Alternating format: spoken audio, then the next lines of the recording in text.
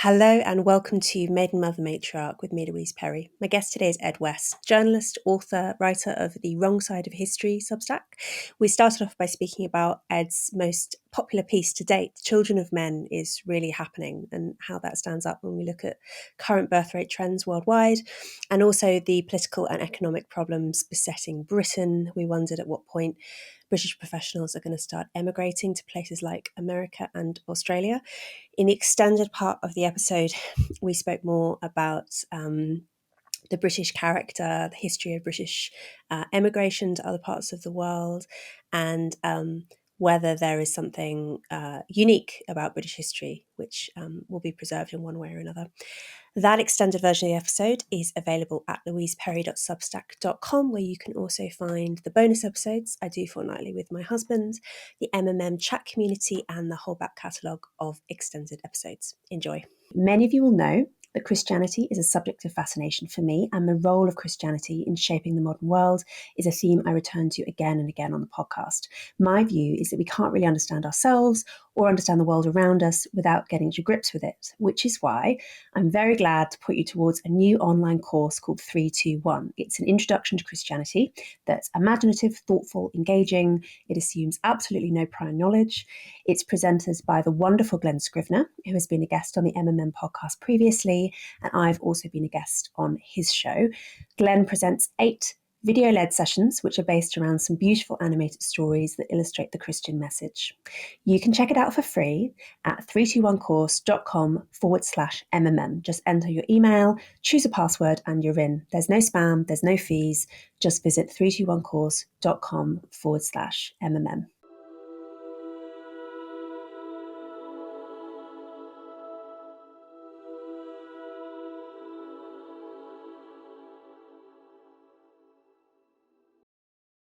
So, Ed, I think I've heard you already say that the most popular piece you published yet on your Substack was called Children of Men is Really Happening, about the birth rate collapse and particularly how it's affecting politics and also geopolitics, the fact that this is happening in so many parts of the world. Yes, I mean, I can't remember the exact number now, but it was a piece about Paul Morland's book, Tomorrow's People, and it tracks this kind of, I think he calls it the crescent of infertility or something like this. If you go from Spain to China, you could cross thousands of miles and only sort of see places where fertility levels are sort of below 1.5 or sometimes 1. And he lists some of the examples of, thousands of schools in Greece have shut down. How there are things like in Japan where there are more, the majority of new startups are to do with dealing with old people rather than babies, and entire industries around sort of the looking after infants have basically sort of dwindled. And it's obviously an issue that's become much more important to a lot of people, especially in the last 3 or 4 years. It seems to be a bit of an acceleration. I mean, I don't know if this is post-COVID or just coincidental, but just the last 2 or 3 years, there's been an absolute collapse in birth rates everywhere, pretty much. In Europe, South America has seen huge drops, and in East Asia, it's become kind of very, very critical. And South Korea is obviously the extreme example of that. And this seems to be, for many people, the Children of Men, the novel, and I actually haven't read the novel, and the film seem to be the sort of the most prophetic of all the sort of great dystopias. I've just when this is released, it will already be out. I've written this essay about Children of Men because I hadn't read the novel either, and I went and read it, and it's very interesting actually because it's very different from the film. The film is much. A lot of people say the film is better. I think that they're both good, but the film depicts a very kind of third world future for low fertility Britain, right? That's very much the aesthetic. Very violent. And It's all people shouting Hezbollah, and isn't there a sort of refugee camp in Bexhill, which actually happened, I think, afterwards? yeah, and you do see. I haven't actually rewatched the film in a little while, but yeah, you see some Islamist stuff briefly, and I mean, one interesting thing. Whereas in the book, there's really none of that. They basically have stopped immigration, Right. So it's like and Japan, sort of. Yeah. exactly, it's like Japan, yeah, and even though everyone's very depressed and they keep like trying to put their pets in clothes and stuff, they're basically fine. I mean, there's some sort of roving gangs of lunatics in the countryside who are dangerous, but in the Right. cities, So they're sort of you're slowly fine. moving Yeah, and west. actually, I mean, the really tragic thing about it is that property prices are really low. Right. So the protagonist lives in this gorgeous house in Oxford. Like the street is named. This is one of the most beautiful streets in Oxford. He lives in this massive house all on his own, A lot of people and would teaches. accept that. I mean, that seems Well, exactly. Yeah, I know. In this like really low crime city, and I was reading it, being like, this, you're selling this to me, PD James. Like, this sounds amazing. I think in Japan, I mean, house prices in Tokyo have gone down. It used to be the most expensive city for property, but compared to London, um, partly because of the much more liberal planning. But I think there is a thing of every week, sort of thousands of empty properties become available because an old person's just died in it alone. And I think there are whole squads, aren't there, that go around looking for the old people who've no relatives left, who have just been left to die. I mean, that is generally sad and just Yeah, there's a word for it. I can't remember the got word, lots of these but words for yeah, these kind of social. I mean, and yeah, and Korea seems to be even worse. I mean, you know, on the recent podcast, you're saying about how sort of child unfriendly the culture had become. They're not welcoming um, in sort of restaurants. They say no children. I think that is one thing. I think there will be a slight move. I don't know if this is wish fulfillment on my part, but I think there will be far more social pressure towards changing those norms, towards ensuring that children are welcome in more things as it becomes more of a crisis. And I think there may even be. I can actually see a situation where you have sort of advertising rules which show a family in a positive light because it become such a crisis. I mean, I think we're some way off that, but like what they've done in Hungary. right. So, I mean, Hungary. If you go to Hungary, the first thing you see is there's a lot of these signs with Hungary welcomes families, and there is a picture of mum and dad and three children, and like the emphasis is like three children are normal. Everyone should have three children. But I mean, they've obviously got these wild tax incentives. If you have four children, you never have to pay income tax again. And having just done my taxes, that's Yeah, I another know. I'd find that very very motivating. motivating. I do. I have come to believe though that I don't think that much in the way of economic incentives can actually work. I think there's some kind of like cultural, spiritual point where society becomes it just doesn't want children anymore, and all those generous like Nordic. I mean, I think you've written about this. All these kind of Nordic systems of they get things up to like 1.5, and that's about it. It's still nothing. As you said before, is that Israel is an exception, and they've just got a culture which is very uh, which normalizes things, and I just think it's probably to do their uniquely tragic history, which is just not the case for anywhere else. And I think Georgia got it up to like 2.2 briefly with a sort of very, very concerted campaign where the archbishop or the patriarch would baptize and become godfather to every child born. But they've since collapsed since again. Or they collapsed, they've gone down a lot. So I just don't think there's any real answers. I think probably the two ways out. I mean, part of what's going on in Israel, right, is it's partly a strong sense of sort of group like ethnic confidence. I guess is maybe the best way of describing it. Like people don't because of historic trauma. I think also because people are constantly reminded of mortality because of the existential threat that Israel faces, and there's this slightly perverse phenomenon where when people are reminded of mortality, they want to have more children. You can test this in labs, which is why you end up with post-war baby booms so often. Weren't I mean traditionally wakes were supposed to be big matchmaking events. And people would get Really? together at wakes, which kind of makes complete sense to it, isn't it? It's about like Yeah, replenishing the yeah.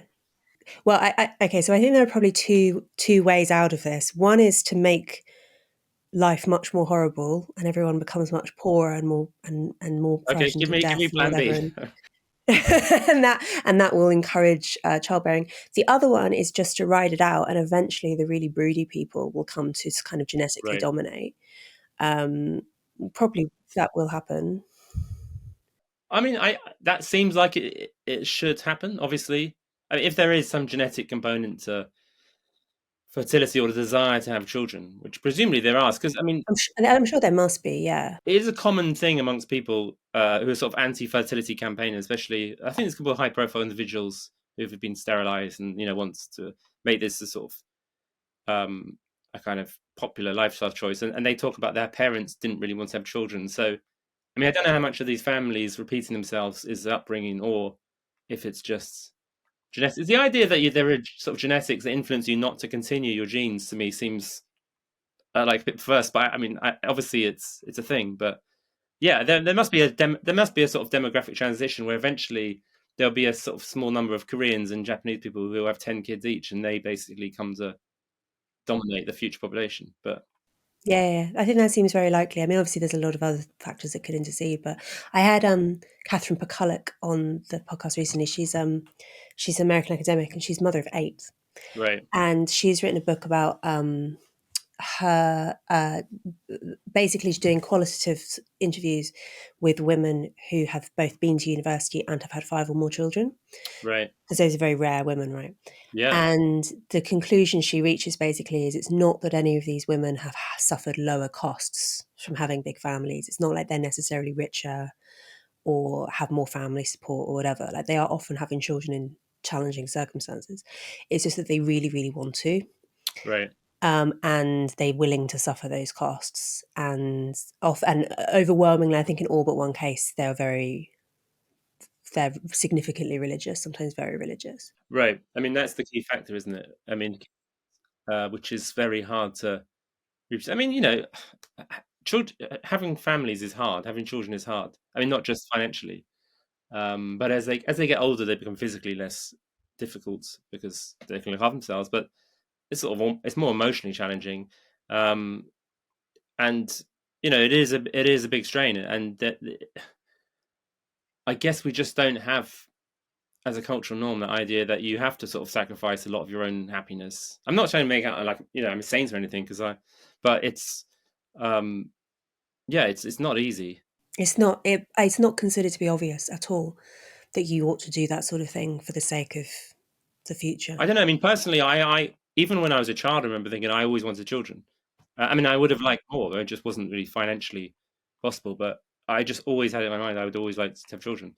And I know people who are the opposite and just didn't really want it. And um, so yeah, there has to be the sort of willingness, the desire to have it, to have children. Yeah, and the problem with trying to sort of provide economic incentives, I mean, they probably do work a bit at the margins, and I would just personally really like to pay less tax, and I would personally really like it if the government would basically stop exploiting the parents of young children, which I think is currently pretty much what happens. Like, the whole future depends on this happening, and you're just not recognised really in the tax system or anything. But the analogy that Catherine used, which I thought was interesting, was it's like asking why more people aren't running marathons, which is just like an inherently difficult thing to Yeah, do, and saying, oh, maybe if we just give everyone like really nice trainers, then people will start running marathons. And yeah, like yeah. maybe at the margins, there might be some people who try running and, oh, I like it. And, I mean, obviously, I would um, never do that. I mean, if I really wanted to run the marathon, I would, but I'm not going to run the marathon. right. It's just difficult. It's just difficult. And like, the government can buy you trainers, but the government can't run the marathon for you. And the government won't be there at 3 a.m. when your baby's crying. And there is just like an element of challenge, which you just have to personally. Yeah, that is the analogy when I think of. I mean, there's lots of studies sort of like so mothers and fathers of parents with like 5 or 6 children always they seem happier. But I want is that the same as like someone who's just run a long race and saying, "Well, I feel happy that I've done that," and but were you happy on the 21st mile? I don't think you probably were. You probably actually it was actually hell. I wonder if they're just not very neurotic as well. I mean, to some extent, I think the more kids you have, the more chill you get about being a helicopter parent. But I've definitely noticed with like people I know who say have 3 under 3 or something very difficult like that, they're just more, they don't mind as much about mess and about being late and about, they're just more chill. So maybe there's a kind of lack of anxiety, which makes you have more children and also gives the impression that it makes you happier. I did a really interesting study once, which I've now forgotten, but it was from Norway, and it was about selection effects. So once the sexual revolution comes along, not everyone's expected to have children. So the people who have children tend to want to have children and likewise get married. And it said it was a big influence on the 5 personality traits. Neuroticism was the big one affected amongst men. So neurotic men were much less likely to have children after the sexual revolution. So then maybe there must be Really? That's some. interesting. It just sounded plausible to me because it is very worrying. And if you're just kind of, I mean, I'm quite neurotic, so my children are probably going to be the few people to carry those neurotic genes in the population. I'm neurotic too. I think it's just writers' children cursed with this peculiar personality. Yeah, yeah, it seems extremely likely that we are going through an evolutionary bottleneck, which is based on, which is, I mean, it's a good thing, right? It's not caused by war and plague and famine. It's caused by just people not fancying having children. So, of all of the evolutionary bottlenecks in human history, this one's a pretty chill one to live Yeah, through. yeah, it's the least bad, definitely. Yeah, but I'm sure that there are definitely, I mean, religiosity and conservatism are kind of the obvious things that are being selected for. And of course, yes, it is partly environment, not just genes, but the environment gets passed on too. I mean, people are more likely to transmit their family culture as well. Obviously, some people will Yeah, defect, but as in all defection religions. rates are not. Yeah, but defection rates are not, and also they're going to defect less often as the mainstream culture dwindles. Because at the moment, mainstream liberal culture is a very attractive alternative if you're, say, a Mormon. Yeah, yeah, of course. I mean, you get to drink But coffee, at you the get to, you know, Yeah, it's a but way of life. as the proportion of the population that belongs to that kind of culture becomes smaller and less dominant, I imagine they'll be less effective at. But can't the mainstream culture continue being dominant for indefinitely, basically? I mean, my thing is liberal societies select for conservative people in this way, like from a genetic point of view. But the liberal mainstream is still attractive enough for a long, long time, because even if people aren't passing on their genes and having families, they're still having a kind of cultural influence. Like the in a way the future population is still sort of their legacy. So I mean that can go on for some time, I think, before there's any kind of great switch. I mean, you'd think at some point there would be a switch, but I don't know. Yeah, I mean, yeah. So well, it's still the case that the progressivism is doing a really great job of converting the children of conservatives, and that's how it grows. Because it's not, it's like its own birth rates aren't that high. I'm kind of speculating on that. It is a bit difficult to know actually what birth rates are on that kind of granular level because we don't really have that data, Then we have it in the States, particularly in though, the isn't there UK. some in the States? I mean, this is more your There's area. more in the States. Yeah, well, it's broken down. There is definitely a birth rate gap based on politics, which interestingly didn't used to exist. It's a fairly new phenomenon. Right. So it's all about society becomes more liberal, it selects against liberals in the sense that they Yeah, choose different yeah, lifestyles. yeah. And that's over the last, say, 20 or 30 years. But then it's also the case that clearly liberalism hasn't become any less influential in the last 20, 30 years. No, it's only going. I wonder if that birth rate changes, liberalism becomes more and more aggressive in a sense because it needs to. It's like, I mean, I think of it. It's almost like the medieval city, right? You needed to draw more people in from the countryside because it kills more people than it, produces. But and of course, there is the alternative that other populations might make up the birth rate under liberalism if immigration is on the cards, and they are obviously much more conservative. In the UK, birth rates based on ethnicity are not that different from one another. There are, but you can obviously imagine a scenario, yes, where um, this is more actually of an issue in Israel, where not just with Arab Israelis having higher birth rates, but actually with ultra Orthodox having really high birth rates. And Israel is an interesting example of that, maybe happening in live, like seeing it happen live. In that is my understanding. I don't know that much about Israeli politics, but my understanding is that Israel has turned to the right quite Oh, significantly. it definitely has. I mean that's no Yeah, doubt. and one theory as to why that's happened is it's because of more right wing Israelis having more kids. I've got two or three quite good Israeli friends, and because of my cultural background, they're all very secular, and then they have quite strong opinions on the religious on the sort of religious aspect of society, which is obviously changing in its very nature. Um, which is like it's why it makes it one of the most interesting demographic cases, really. I suppose it would be like if the Hutterites and the Amish sort of controlled the Republican Party. I mean, then you really Which would. maybe they will. I mean, what are they? I mean, they have a lot of kids. Yeah, I mean, what's the year when they will take over America? It's like 2300 or It's something like that. It's quite a long way away. at current rates they are. Yeah, but you could also see them dominating. I mean, I suppose at the moment they're not very. I'd love to get someone from one of these communities on the podcast, but the problem is it's basically only people who've left who would do so, which is going to be a different kind of. Is that because they don't use the tech? Do they not have Zoom? So they do a little bit. I mean, again, I suppose I should go and read some more. There are ethnographies and so on from outsiders, but they do use tech a bit. I mean, when I was in America a little while ago, I wanted to go and stay at an Amish guest house. I didn't have time in the end, but they do host. They host outsiders, and they participate in the market, and they have like websites.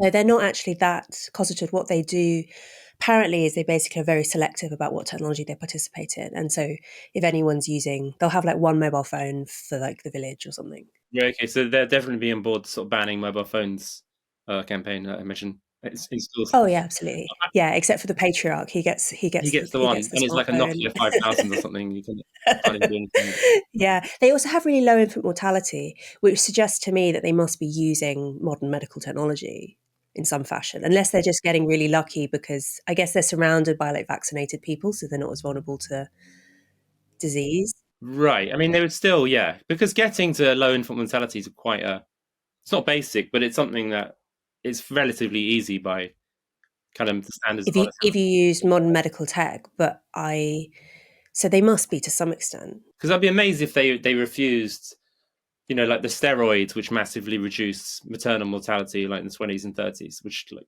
was revolutionary. I doubt they're going to say, "Oh no, we can't use that because the Bible says so." I don't know what they do about vaccination, but it's plausible that maybe they get away with not using vaccination because the rest of the American population is highly vaccinated. Right. Okay. Kind of free riding then. Yeah. Right. And so then you'd get it to a point where that was no longer a sustainable. Right. I mean, I think with these religious groups, it's not a sort of dominant culture in the way, as much as we all rail against the kind of prevailing American-ish liberal culture, it is very attractive. It is very exciting, and it is very, very charismatic, and it draws people in from every other country. And I don't think anything really. I mean, that's why I don't really think anymore China is going to become the dominant country. I just can't see it happening.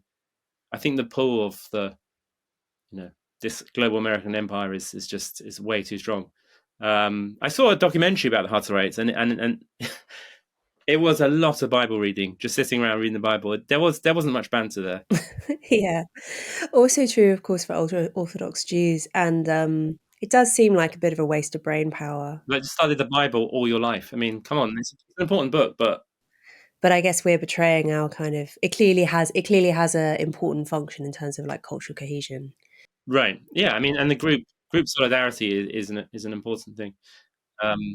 I wonder if so I think a lot of these things. I read an interesting article, and I forget who it was about, and it was basically how the culture war was basically just a battle of like parenting models, and it was about getting your parenting models to be the most prestigious, and they basically broke it down into there's the sort of Bobo parenting model, which is both are very educated and they focus on a small number of children and stay married, and that's what the elite do.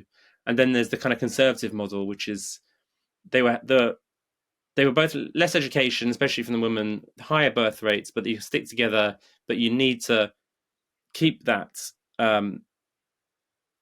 model strong by giving it mimetic support, so that society kind of says this is the right thing to do. Because there's the third option, which is the kind of underclass option, where the man just gets multiple women pregnant and then just shoots off, and that is obviously much more attractive for members of society who aren't in the elites because they have less to lose, right? Yeah. Because it involves less effort. So the whole thing is about this battle to get more moral support for this kind of family values, which is about getting non-elite people to, because obviously those elite marriages where both are highly educated and been to university and are quite wealthy, they tend to be happier anyway. and they tend to, to be the strongest, least likely to divorce. But the rest of society does not have that those advantages.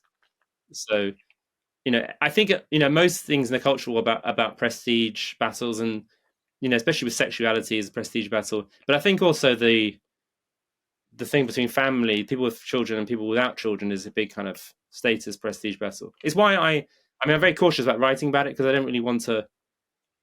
I don't want to say like I'm better because I have kids, and your life choice is less important than mine, or whatever. And I mean, obviously, well, there's some people couldn't have children, have a choice. But it is, I feel like a big prestige battle in the media. Yeah, and it's I have the same reluctance to not seem like a smug mummy, but also like if you don't have a society that prizes parenthood, people will not do it. So like Yeah, I think that's maybe yeah, that's the.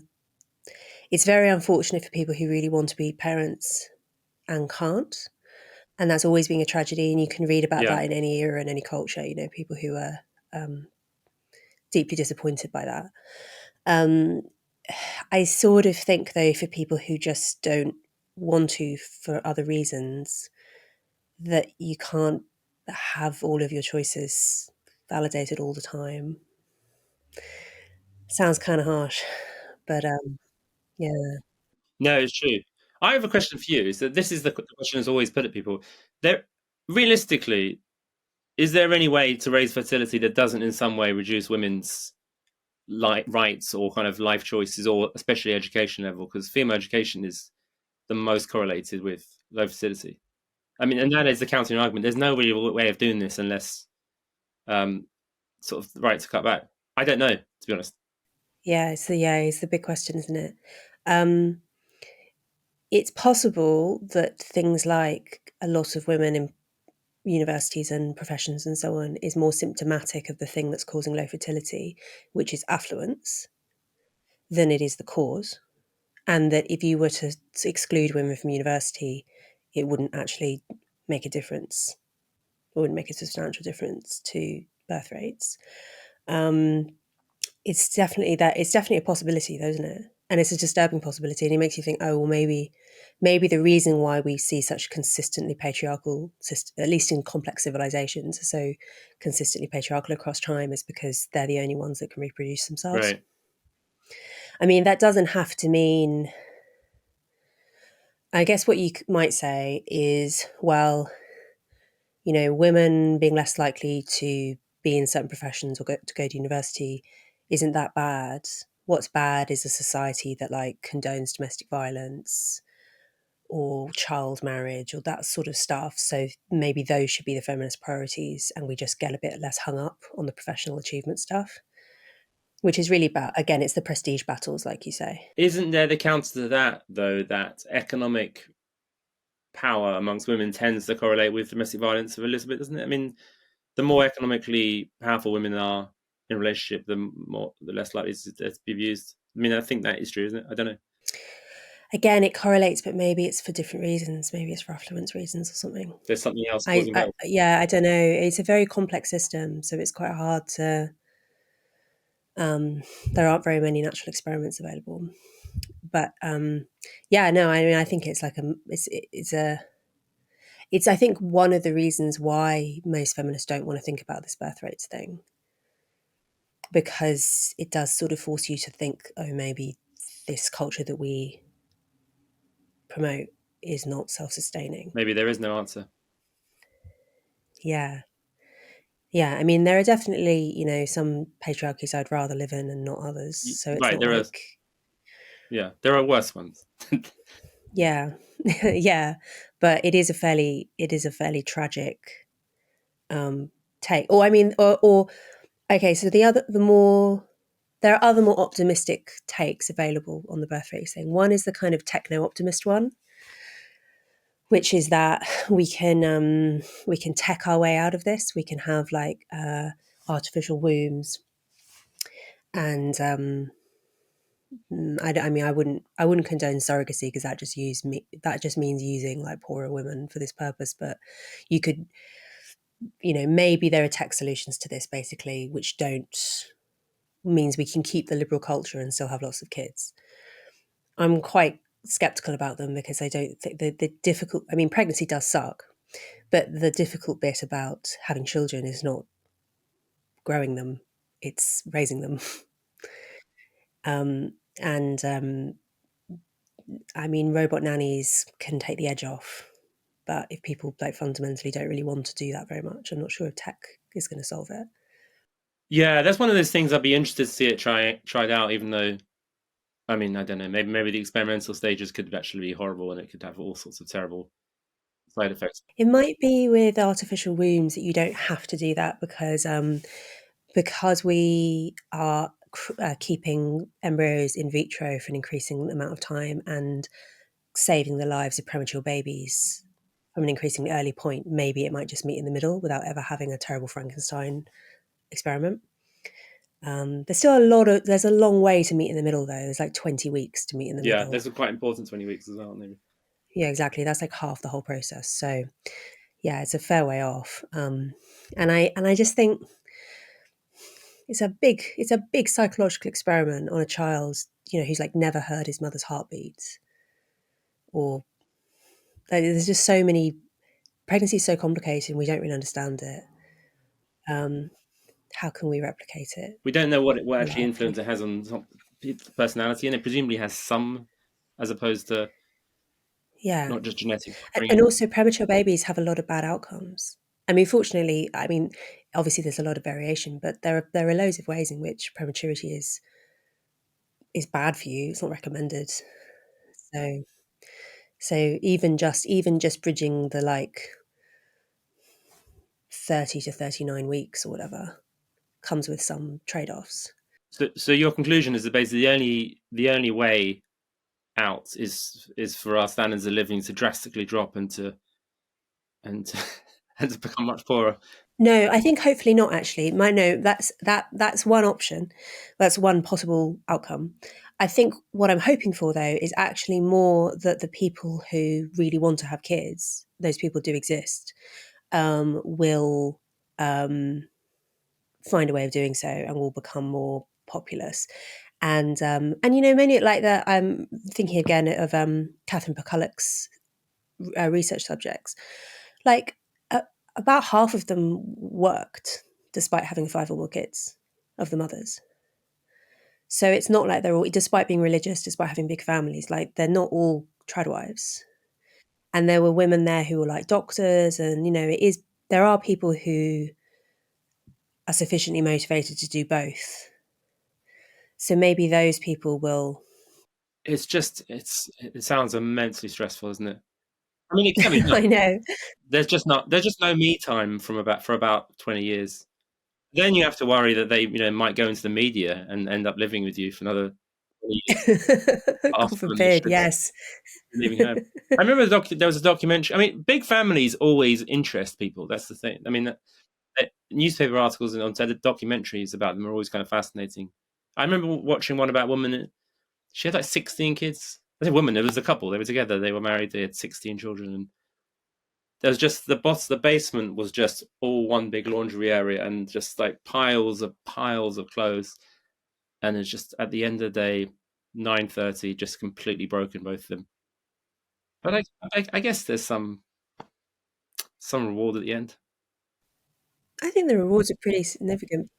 It's a very hard life. I'm told that it gets easier once your eldest children are old enough to help you. Right, the allo parent thing. Yeah, Yeah, so people who have big families say that actually it's the first three that are the most difficult because that's when they're all little, and then typically once you're on to number four, the oldest is like seven or something, and 7-year-olds are quite helpful. I've heard 3 to 4 is not so much a big jump. I have three, and 1 to 2 was a big jump. I mean, and they were both very young, and the 2 to 3 was also a really big jump. But they're both. I mean, it was horrendous both times in terms of the amount of stress. But yeah, the allo parent. I think once they reach the age of 8, they're sort of semi-useful, aren't they? Yeah. The other thing is that it seems like I mean, you mentioned this earlier about cities being population sinks. part of the reason their population sinks is because of disease historically, but it's also because people do have fewer children in cities, even in pre-reliable contraception period. And villages, like old style villages, do seem to just be like the perfect setup for reproduction. And they've always been kind of relied upon as the population production centres for every society.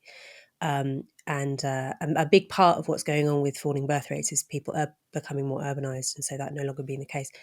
But that suggests to me that anyone who's going to kind of recreate a successful fertile society, it's going to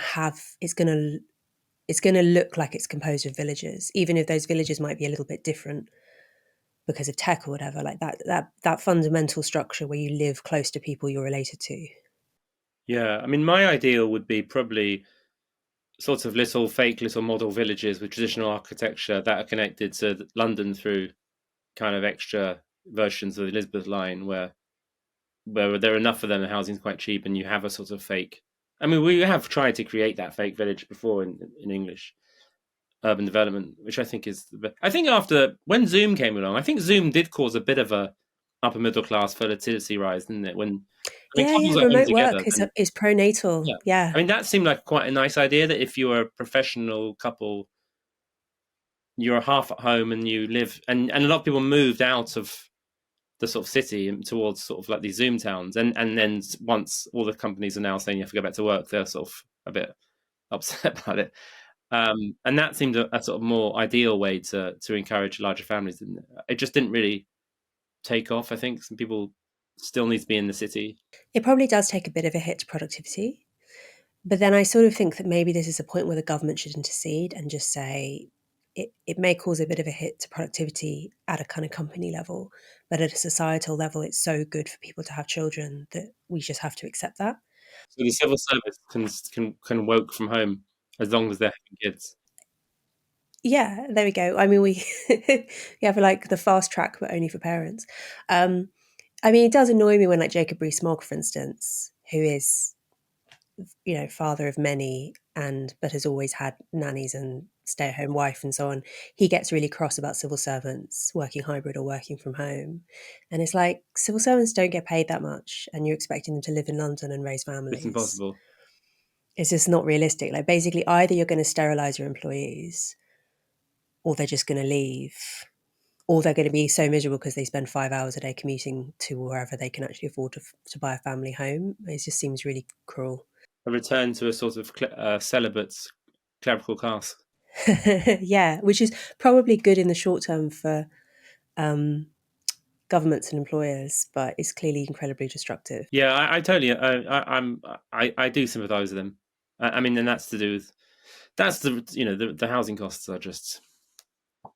Yeah, yeah. And I think part of the reason London is so bad on this is because we really just have one city. I know we technically have a whole bunch of cities, but in terms of like where professions are based and so on, we just have one city. I always find it amazing when you talk to Americans and they're like, "Oh yeah, I could move to a dozen different cities and continue in my line of work, including affordable cities." And every attempt to sort of level up by moving departments into sort of small towns is. I mean, I think that was it the Office of National Statistics. They moved to Newport in Wales and they lost about half their staff because most people don't really want to live there, and it's kind of politically hard to say, but most people feel they need to live in London or they would like to live near London, or that's where everything's going. Yeah, Newport's a bit rubbish. Maybe it would work better with cities like Manchester or something that are more desirable. Yeah, Manchester and Leeds are kind of the sort of media ones, and Manchester's sort of it's kind of like a smaller version of London, I suppose. It's in that sense. Yeah, Manchester's quite nice. But yes, I mean, we do, it's a small country. This is just, I guess the thing that we've done historically to deal with this issue is just colonized enormous continents, like had high birth rates and then sent ambitious people to Australia and America and Canada and New Zealand, and Or they've troublemakers. had their like, yeah, and they've had their space to roam there. Whereas, I mean, for such a long time, Britain was a net emigration, right? Quite high levels of net emigration. Yeah, we are a nation of immigrants. I mean, we have been. even in America in the 19th century, the rate of British immigration to the United States was enormous, even after the separation. It's kind of completely fine. There's still quite a lot of we still net have net levels of immigration to Australia. We still send more people to Australia than we receive from Australia Yeah, I can believe by that. quite a long Was way. it you who said the Yeah. NHS is the biggest driver of immigration, or at least professional immigration in Britain, isn't it? I was kind of joking, but yes, it probably is. It's very bad. Young doctors, I'm going to Australia. It's like, well, do you think the NHS should be reformed? No, it's the NHS. It's like, it's impossible to explain. Yeah, it's I mean, I wonder to what extent doctors are starting to become a little bit more like politically conscious about things like being undercut by mass immigration. If you sometimes go onto like UK doctors subreddit, you'll see people who seem to have like cottoned on to the fact that having very high levels of immigration from poorer parts of the world undercuts their wages, and they're mad about it. There must be huge. And indeed, and indeed, the state having a monopoly on healthcare in general is not good for you. There must be such huge mental pressure to avoid thinking about that, though, and not even to mention the social pressure of saying it, but even to think about it amongst yourselves must be enormous, right? I've never been on Reddit ever. I've literally never opened the Reddit page. It's often very interesting. I mean, I guess you just use Twitter. You don't use any other social media. I used to use Facebook, but it's too depressing. So Instagram, but I've got like 12 followers on Instagram, and I'm a terrible photographer. Reddit, I just imagine it's all those kind of soy face memes. It's all those people, right? Isn't it? Reddit skews kind of young and normies, so yeah, you'll generally get. But that's what makes it more interesting. Like if you go onto the London subreddit or some massive subreddit like that, if people there are starting to express right wing opinions, then you know something's up. Right. That's the bellwether. Yeah, and you see this similarly with, say, doctors who, yeah, are obviously just kind of definitionally middle class and tend to be, and are graduates, obviously, and so tend to be very like socially sensitive to not wanting to express opposition to, say, immigration. But they vote with their feet. A lot of them going to Australia and New Zealand, and they're not actually supporting socialised healthcare and so forth. Yeah, I mean, I don't blame them. I do find it very strange when a Tory chancellor says something like that. The NHS is what makes us proud to be British. Do they believe it? I assume they don't believe it. It's just disingenuous, right? I mean, I guess they just reason that people. I mean, we do seem to have done a fairly amazing job of making the NHS popular. Although I think in a way, the fact that people are, say, so motivated by an extra £350 million a week for the NHS, that kind of promise, it sort of implicitly concedes that people think the NHS is bad, because it and needs that more money, like or it desperately needs more money. Yeah, I mean the problem is, of course, it's like they're gaping more, and you can never give it enough money um, because I guess there's when something goes wrong, it's the sort of the politicians who run it, and when the NHS does something well, it's this NHS is a sort of monolithic thing. So there's a kind of complete. yeah, I mean not wanting to let politicians off the hook, but like I really do think that so much of what's going on with British infrastructure collapsing and so on is caused by demographics. It's not actually caused by government mismanagement. But What kind of infrastructure? You mean housing, or do you mean like the trains and? yeah, I mean, basically the lack of money that the government has to spend on things because they're spending all of their money on pensions and medical care for the elderly. And there are too few working age taxpayers, and particularly there aren't enough high earning taxpayers. And this, I mean, going back to the immigration problem, I worry about this as well in terms of making Britain a lot worse, because just speaking to people that I know who are British born but doing professional jobs like, say, medicine or law or that sort of thing where they could go and work overseas, quite a lot of them are starting to talk about doing that. And there are a lot of places you can go if you're that kind of worker. Yeah, the You Aussies. can I quite mean, easily. if you, yeah, Yeah, Australia is easy. Like Australia have been deliberately poaching police officers, for instance. They've been running British police officers.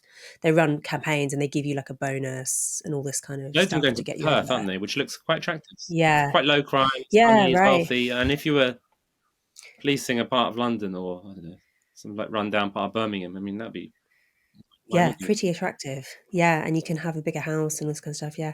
Um, And the thing is that like the people who have the people basically who are currently paying the most tax are also the people whose threshold for emigration is going to be the highest, in terms of like, it wouldn't take that much for them to be like, actually, I could have a nicer life in Australia. Whereas people who, like, it's going to take a lot for someone who's come from a really poor country to go back there. Like, Britain would have to get really bad. So basically, I think we're going to lose 40p to 45p taxpayers first, as the country gets less desirable, and then that will obviously accelerate that process. The episode is not over. There is another maybe 30 minutes of content, but it is behind a paywall. If you would like access to that content, if you would like to show support for the show, paid subscriptions are what keep it on the road. Allow me to pay my producers, put food on the table, all that important stuff. The extended version of the podcast is available at my Substack, louiseperry.substack.com. That's where you can also find, as I say every week, bonus episodes, extended episodes, the MMM chat community, all of this. Please sign up for a paid subscription. It makes such an enormous difference to my ability to keep producing the podcast and grow it even bigger, produce more episodes, all that good stuff. There are other ways that you can show your support for the show as well. You can rate and review us on Apple Podcasts. You can like us on YouTube. You can tell your friends and family how much you like the show. If you find it valuable, all of these things make an enormous difference to our ability to keep making it. Thank you so much.